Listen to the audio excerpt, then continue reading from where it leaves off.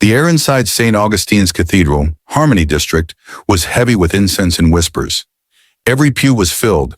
Politicians, business moguls, fashion influencers, and curious neighbors, all gathered to mourn Amara Okafor, the celebrated CEO of Okafor Lux, who was said to have died in a fiery car explosion on the Greenwater Expressway just 2 weeks ago. But the woman they came to bury sat quietly at the very back. Her faded wrapper hung loosely around her frame. A torn head tie concealed her braided hair, and dark shades hid her sharp, knowing eyes. To everyone else, she was just another grieving villager. But behind the disguise, she was very much alive. Amara Okafor had faked her death. For months, her instincts had screamed that something was wrong. David, her husband of 8 years, had grown cold and detached. His tender gestures became rare, replaced with clipped words and secretive late nights. Lillian Duru, her closest friend since university, had begun spending more time around David, laughing too loudly at his jokes, lingering in corners to whisper with him when they thought no one was watching. Her own parents, Chief and Madam Okafor, called less to ask how she was and more to demand, "Send 10 million before Monday." No words of encouragement, no concern for her well-being, just a constant hunger for more money, more gifts, more power. Amara had built Okafor Lux from a cramped roadside stall in Eastwood Town to a brand-gracing international runways. She had sacrificed sleep, relationships, and her health. Yet at the height of her success, she realized she was surrounded not by love, but by people who saw her as an ATM. So she staged the accident. A burned, unrecognizable body, a bribed driver sent abroad, a trusted lawyer to secure the death certificate. Every detail was perfect. Now, seated among the mourners, she scanned the front row. David sat in a sleek, black agbada, designer shades hiding his eyes, his hand clasped firmly in Lillian's. They sat too close, smiling when they thought no one noticed. Amara's heart clenched. Less than 2 weeks after her death, they were already comfortable in each other's arms. But then her gaze fell on Chisom, her younger sister. Dressed simply, eyes swollen from tears, Chisom knelt before the closed coffin. Her trembling hands rested on the polished lid as she whispered, "You promised me, Amara. You said you'd be there when I graduate, when I get married. You said you'd never leave me." Amara's breath caught. Chisom wasn't mourning the loss of a bank account. She was mourning her sister. And in that moment, Amara knew Chisom was the only one who had truly lost her. This funeral wasn't about grief. It was about possession. And while they thought she was buried, Amara Okafor was watching, and her silence would not last forever. When the last hymn faded and the hearse rolled away, the crowd began to thin. Outside St. Augustine's Cathedral, luxury SUVs purred out of the church compound one after another, their tinted windows shielding conversations about anything but grief. Amara remained in her disguise, standing quietly under the shade of a mango tree by the car park.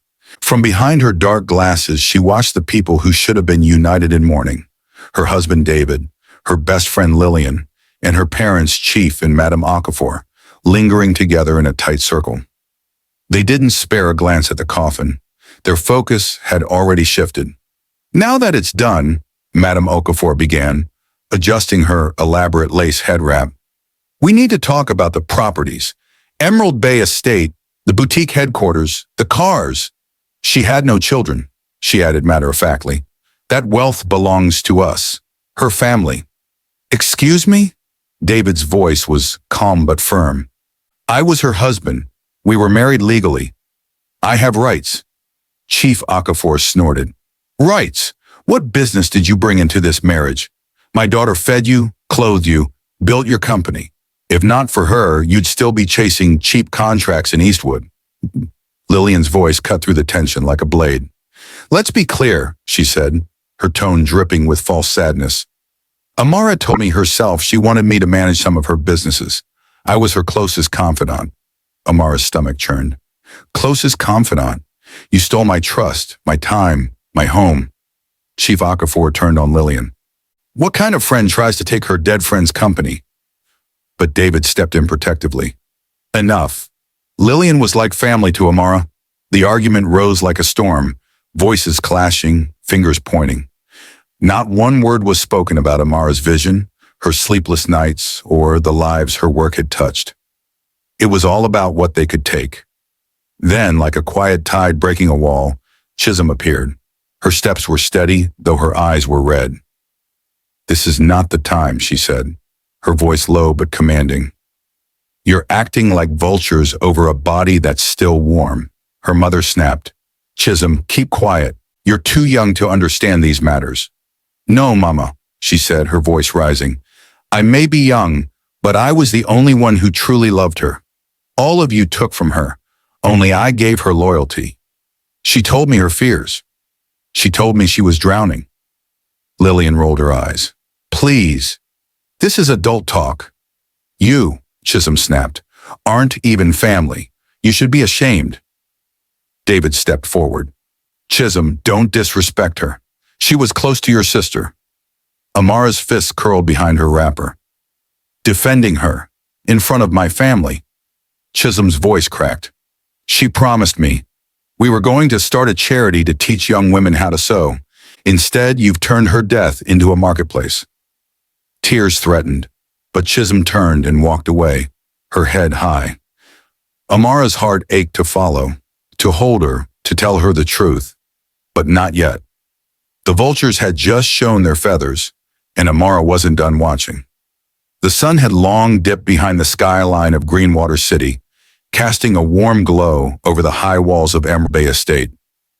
Inside Amara's mansion, once a sanctuary of silk drapes, fresh flowers, and the hum of creativity, sat only shadows and secrets. On one of the Italian leather couches, David swirled a half glass of whiskey, his fingers trembling just enough to betray the weight on his mind. Across from him, Lillian Duru lounged in a silk robe, one leg casually draped over the other, scrolling through her phone. Every so often, she glanced up with a smile that said she knew she was winning. "They buried her," David muttered, eyes fixed on the chandelier. "No divorce, no scandal, just gone." Lillian arched a brow. "Isn't that what you wanted?" He paused, then nodded slowly. "I was tired of being her second project, her charity case." "Then stop looking like a man at a funeral," Lillian said, moving to sit beside him. "We're free now. Everything she owned, this house, the brand, the land, it's coming to us." David's lips tightened. "Her parents are still a problem. They think tradition will hand them everything since she had no child." "And Chisom," Lillian scoffed. "She's just a girl. Crying doesn't make her powerful. She has no money, no lawyer, no voice." David chuckled bitterly, then leaned in, his voice dropping. "I've already spoken to someone.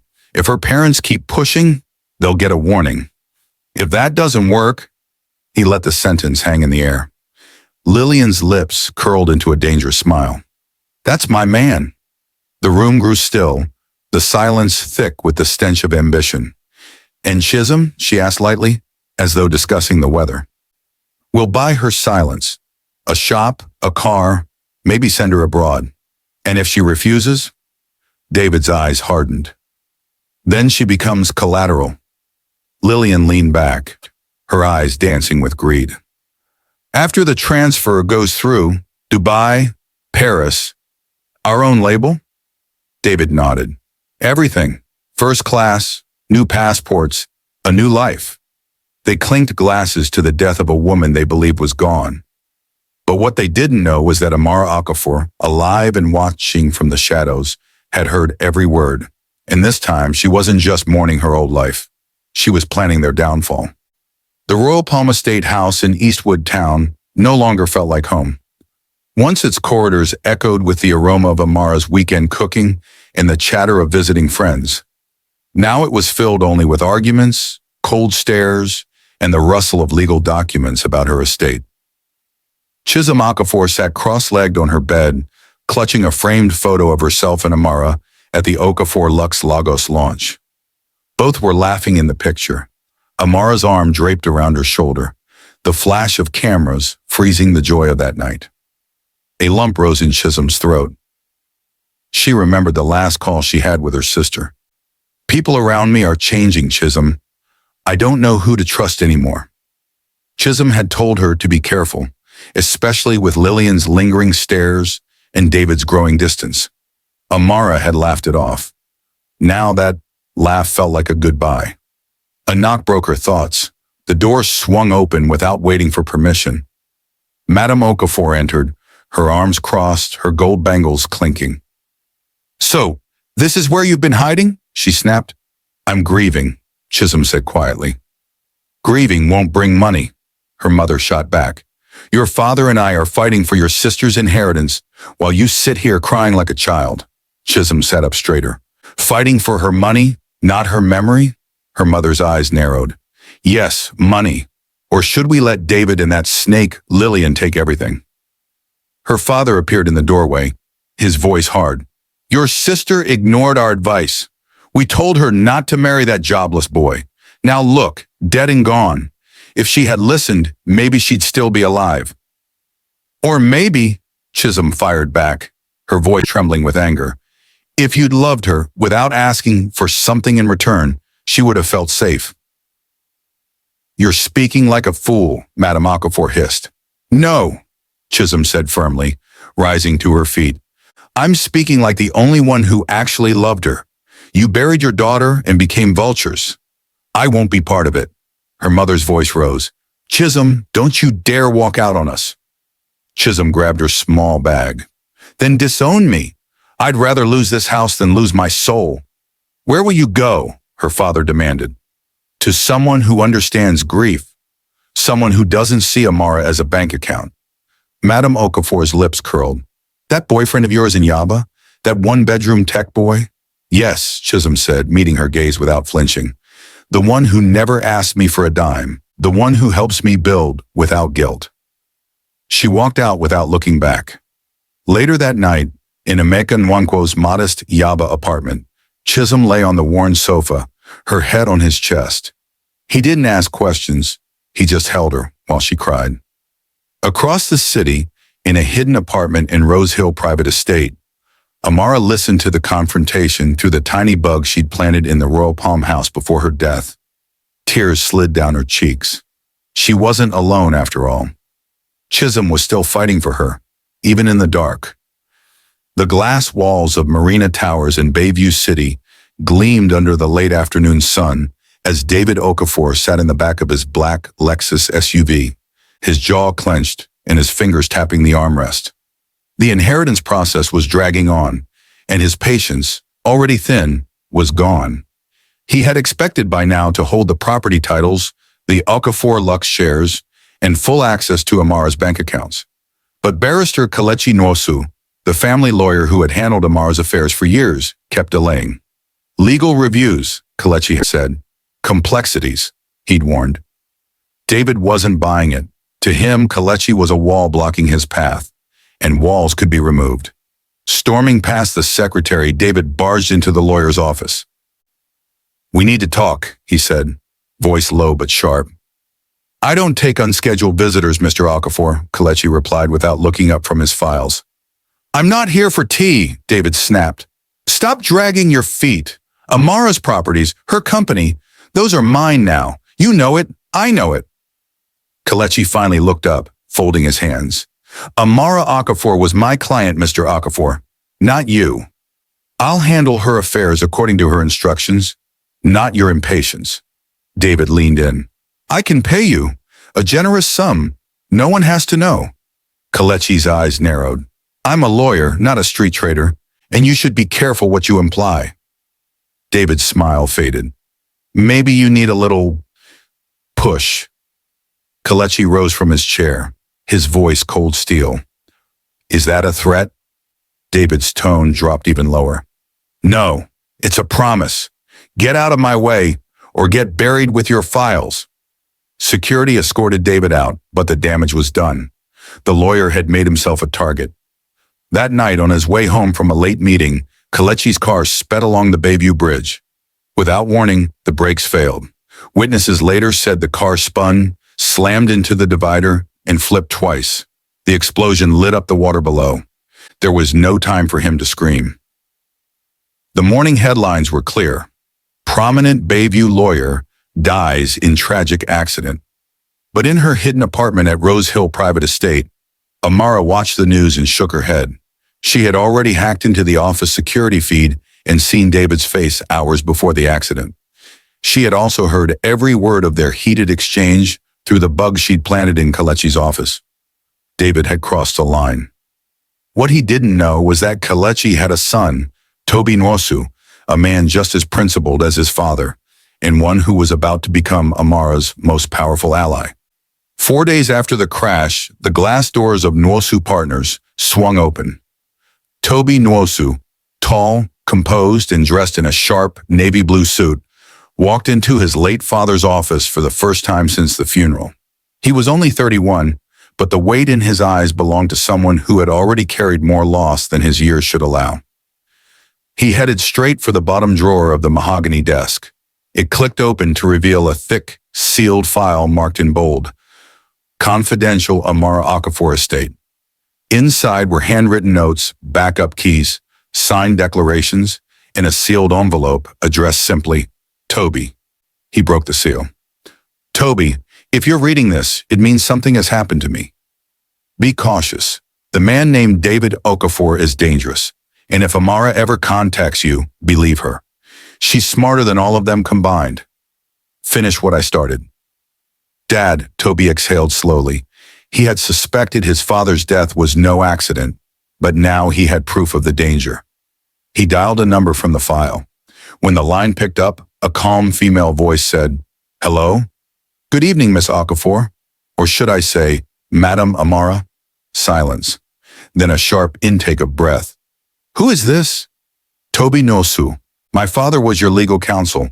I have your full estate file, and I believe you're not dead." More silence. But this time it was the kind that carried measured thought. "Where did you get this number?" she asked. "From your emergency contact records in his private archive. My father raised me to protect people like you. I also believe David murdered him." The pause stretched. Then Amara's voice dropped to a whisper. "I'll send you an address. Come alone. No one must know." That night, under the glow of street lamps, a silver Toyota Corolla rolled through the gates of Rose Hill Private Estate. The guards waved it in without a word. Toby stepped out, leather briefcase in hand, his expression steady. The door opened before he could knock. There stood Amara Okafor, alive. Her face was softer now, stripped of the public glamour, but her eyes burned with quiet fire. "You're real," Toby said. "You too," she replied. They sat in the dimly lit living room. No distractions between them, only truth. Toby slid his father's letter across the table. Amara read it, blinking back tears. "I knew David wanted me gone," she whispered, "but I didn't think he'd go that far." Toby leaned forward. "He did, and I'm building a case. The question is, do you want revenge?" "No," she said firmly. "I want justice. I want them to see me walk through the front door with the law at my back." A faint smile tugged at his lips. "Then I'll walk that road with you." As he rose to leave, she said one last thing. "Whatever happens, protect Chisom. She's all I have left that's real." Toby nodded. "With my life if I have to." The once vibrant Emerald Bay Estate mansion felt colder that morning, its grand halls stripped of warmth and filled with tense anticipation. It was the day of the will reading. Chisom Okafor arrived early with her parents, Chief and Madam Okafor, both unusually quiet. Their grief, so performative at the funeral, was now replaced with calculating glances around the house they hoped to claim. At the head of the polished conference table sat Toby Nwosu, the new estate executor. His calm presence filled the room as he opened a thick leather file. "Everything has been verified," he said. "We will begin shortly." Before he could continue, the heavy glass doors swung open. David Okafor strolled in, dressed in a deep green agbada, exuding arrogance. Beside him, Lillian Duru wore a custom black dress, her hand hooked possessively through his arm. Both kept their sunglasses on indoors. "Let's not waste time, barrister," David said with a smirk. "I hope my name is mentioned," Lillian added smoothly. "Amara and I were very close." Toby didn't respond. Instead, he glanced toward the doors again. They opened, and the room froze. Amara Okafor stepped in. She wore a flowing white dress that caught the light like liquid silk. Her head was high, her steps deliberate. The air shifted. Chisom gasped, leaping to her feet. "Amara!" Madame Okafor clutched her chest. Chief Okafor's knees buckled, his voice shaking. "The Almighty—" Lillian's eyes went wide, her lips parting without sound. David's mouth fell open, his skin paling beneath the arrogance. Amara reached the center of the room and turned slowly, her voice calm but piercing. "I am not dead. I never was. But today, something else will be buried. Your lies." David stammered. "Amara, what is this?" "This," she said, locking eyes with him, "is justice." Her gaze moved to Lillian. "You cried at my coffin while holding my husband's hand. You wore black lace to my funeral thinking you had won. But black doesn't crown a queen. It exposes a pretender." Before Lillian could speak, uniformed officers entered. "Mr. David Okafor," the lead officer announced, "you are under arrest for the murder of Barrister Kelechi Nwosu." David backed away, shaking his head. "I didn't kill anyone. She's lying." "Actually," Amara said, pulling a small USB drive from her handbag, "this contains a recording. Your voice, your words, your plan." As the officers grabbed him, David shouted, "I loved you. I did this for us." Amara turned her back on him. Lillian, now trembling, stepped forward. "Amara, please. He manipulated me. I never meant for this to happen." "Save your breath," Amara said coldly. "I've forgiven many things, but never betrayal." Chisom rushed to embrace her sister, tears streaming. "I knew you weren't gone. I felt it." "You were the only one who saw me," Amara whispered, holding her tightly. Toby closed the file and said quietly, "Shall we proceed?" Amara nodded. The legal reading began, but the truth had already been spoken louder than any will. In the days after the will reading, in David Okafor's arrest, the Emerald Bay Estate mansion felt transformed. Where betrayal once lingered in the air, there was now an almost sacred stillness. One evening, a soft knock echoed through the living room. Chief and Madame Okafor stepped inside, without their usual lace finery or proud posture. Chief removed his cap. "My daughter, we failed you. We buried you with our greed, not our love." Madame Okafor's eyes were swollen. "I was your mother, but I acted like a debtor. I saw your success as a tree to shake, not a daughter to cherish. I am ashamed." Amara studied them quietly, then said, "You lost me long before the accident, when love became a transaction." Her voice softened. "But I forgive you." The three knelt together, a trembling embrace bridging years of distance. In the weeks that followed, Amara made decisions not from anger, but from purpose. She didn't press charges against Lillian Duru, who was now abandoned, pregnant, and living in a cramped flat. The city that once envied her now whispered her downfall. Amara's silence was punishment enough. Her true focus was Chisom. She transferred part of Okafor Lux to her younger sister, not out of pity, but respect. Together they launched the Okafor Sisters Collective, a sewing and mentorship program for young women across Greenwater City. Every Saturday in a bright workspace in Eastwood Town, girls once abandoned or abused learned to stitch not just fabric, but their own futures. Emeka Nwankwo stood by Chisom's side through it all, their quiet love growing as they worked shoulder to shoulder for the cause. And then there was Toby Nwosu. He never asked Amara for anything, only offered the steadiness she had long craved. Over slow walks by the lagoon, trust bloomed into something deeper. One night, under the starlit skies of Crystal Hills Retreat, Amara said softly, "I once loved a man who saw my crown and wanted it for himself. You protect it without touching it." Toby smiled.